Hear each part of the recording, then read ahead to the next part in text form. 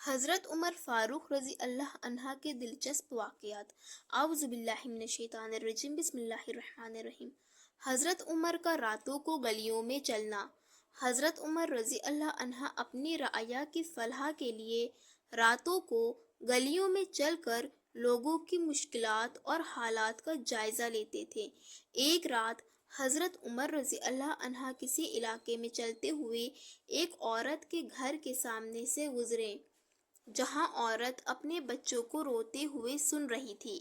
حضرت عمر نے اس عورت سے پوچھا تو وہ کہنے لگی کہ بچوں کو بھوک لگی ہے اور وہ رونے پر مجبور ہیں۔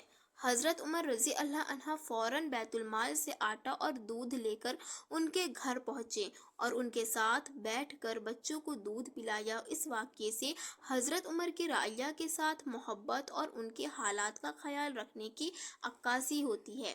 حضرت عمر کا مشہور قول۔ حضرت عمر رضی اللہ عنہ کا ایک مشہور قول ہے، ہمیں کس سے ڈرنا چاہیے؟ ہم تو اللہ سے ڈرتے ہیں۔ حضرت عمر کی یہ بات اس بات کا غماز ہے کہ ان کا اعتماد اللہ پر کامل تھا اور انہیں کسی بھی قسم کی دھمکی یا مخالفت سے خوف نہ تھا۔ حضرت عمر کا پہلا خطبہ۔ جب حضرت عمر رضی اللہ عنہ کو خلیفہ منتخب کیا گیا تو انہوں نے اپنا پہلا خطبہ دیتے ہوئے فرمایا، اے لوگو، میں تم پر تمہاری امانتوں کا محافظ ہوں اور اللہ کے حکم کے مطابق تمہاری رہنمائی کا ذمہ دار ہوں۔ اگر میں عدل و انصاف سے ہٹوں تو تم مجھے سیدھے راستے پر لانا۔ یہ ان کی انصاف پسندی اور عوامی ذمہ داریوں کا عکاس تھا۔ حضرت عمر کا بیت المال کی نگرانی۔ حضرت عمر رضی اللہ عنہ نے خلافت کے دوران بیت المال کی نگرانی میں بہت احتیاط اور دیانت داری سے کام لیا۔ آپ نے فیصلہ کیا کہ بیت المال سے کسی کو زیادہ مال نہیں دیا جائے گا اور یہ کہ وہ خود بھی اس بات کی نگرانی کریں گے کہ بیت المال کا مال صحیح افراد تک پہنچے۔ حضرت عمر کا غزوات میں شرکت۔ حضرت عمر رضی اللہ عنہ جنگوں میں بھی نہ صرف ایک بہادر سپہ سالار تھے بلکہ آپ خود بھی میدان جنگ میں شریک ہوتے تھے۔ حضرت عمر نے جنگ احد میں بھی شرکت کی اور دشمن کے خلاف زبردست شجاعت دکھائی۔